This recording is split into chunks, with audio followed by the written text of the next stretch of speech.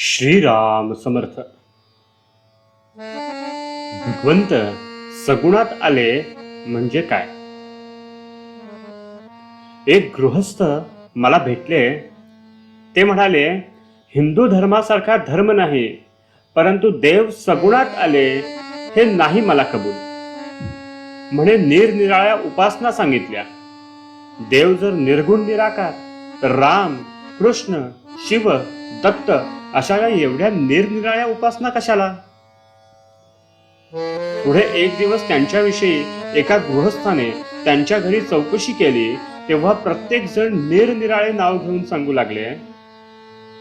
कोणी दादा घरी नाहीत असे म्हणाले, तर कोणी दामोदर घरी नाही म्हणाले, कोणी रावसाहेब नाहीत म्हणाले. हे सर्व जरी म्हटले तरी त्या योगे भेटणारा मनुष्य ज्याप्रमाणे तो गृहस्थ एकच, त्याप्रमाणे हे भगवंताच्या निर्गुणाचे सगुणात झाले. भगवंत सगुणामध्ये आला की जे नियम आपल्याला लागू असतात तेच नियम त्यालाही लागू होतात. सगुणाशिवाय निर्गुण उपासना करतो म्हणतो, त्याला त्याचे मर्मच नाही कळले.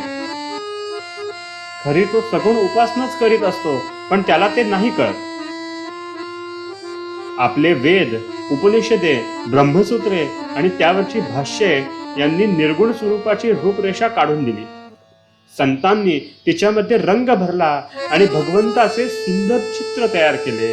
ही सगुण भक्ती होय. सगुणोपासने वाचून मोक्ष मिळणार नाही.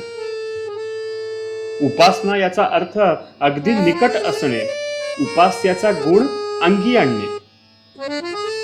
तुळशीदासांनी रामोपासना अशी केली की ते स्वतः रामरूप बनले. तुळशीदासांचे रामायण ऐकत असता मनुष्य तल्लीन होऊन जातो. रामरूप होण्यासाठी रामासारखे निस्वार्थी बनले पाहिजे. रामाने जग माझ्याकरिता आहे असे न म्हणता मी जगाकरिता आहे असे म्हटले. हा खरा परमार्थ. एक पत्नी व्रत, सत्य भाषण हे रामाचे दोन प्रमुख गुण होते. इतर अवतारातही महत्वाच्या गोष्टी आहेत, परंतु सर्वात रामचरित्र प्रपंचिकांना अत्यंत आदर्श रूप आहे.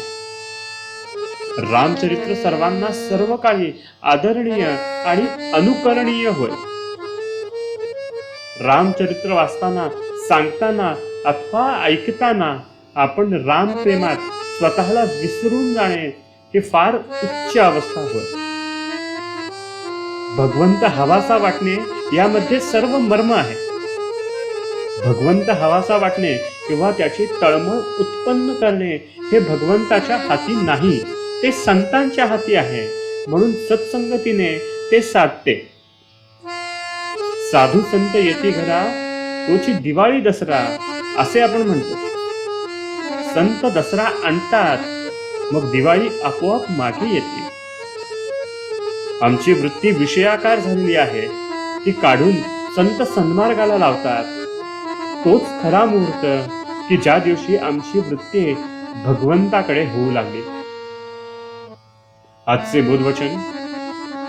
भगवंताच्या प्रेमामुळे ज्याला समाधान मिळाले तोच खरा भाग्यवान. जानकी जीवन स्मरण. जय जय राम.